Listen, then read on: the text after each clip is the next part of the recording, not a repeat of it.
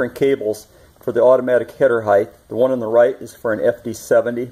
The one on the left is for a 75-100. You can see how the one on the right and the 70 kind of has an arch there. There's kind of the part numbers for each one of them.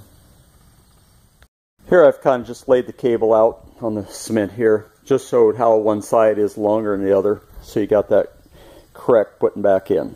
This is usually the first thing I do. I take a 9/16 wrench and I'll go ahead and take those two bolts out. This slides the header, you take it out and lay it on top or whatever.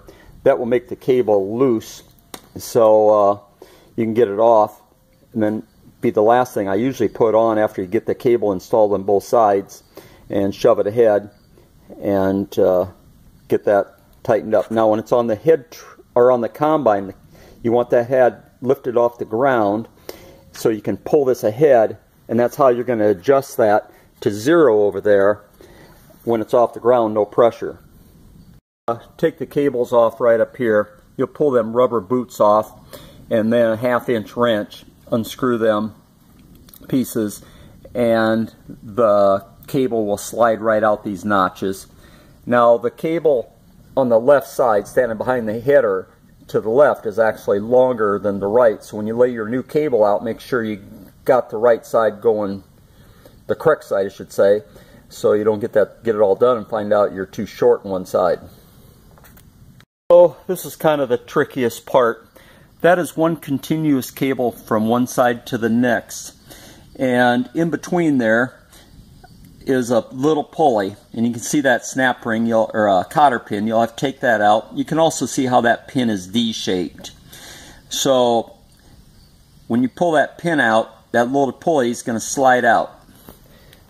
So if you don't have a needle nose pliers, you're going to wish you had it, because later on to get that back in, it's quite a challenge, because if you try it by hand, you can't get your hand in there, and then you got to slide it through that pulley and everything, and then get that D lined up. So this is the best I found, is a small needle nose pliers clamped on tight, because when you pull that cable out, usually that little pulley will come rolling out and go down in your feed deck or someplace, and you'll look forever to try to find it.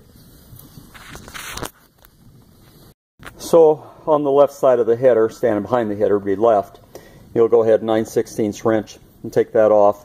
It's quite a job. You got to get that all cleaned out to cram everything back in, and just follow that around how the old one came out, because it kind of goes down through a hole and it makes it way down to the pin. So this left side is kind of more of a challenge sometimes because you can't get in there, but I've usually gotten it.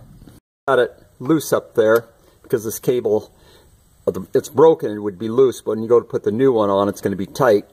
So you need 2 1/2-inch wrenches, put one on there, and then this piece here will unscrew on down, and then that cable will come slide out through that notch. The cable is hooked on up there, and it's with a 7/16 bolt, so you need 2 7/16 wrenches. Now when you tighten that up, make sure it's a lock nut, but don't tighten that cable up, because you want that cable so it can swivel back and forth, and you can kind of see how it goes over the top that casting up there.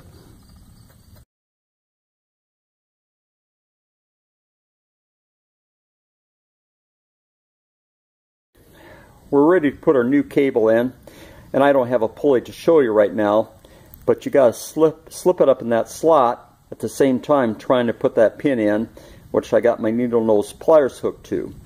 So what you want to do is put that pulley in there, and you see I took some tape, and you're going to push that up there tight against that pulley. So as you push it up in that slot, you can get your pin in, and after that, you can go ahead and pull your tape off. And you're going to find out this is going to be the easiest way to get that up in there.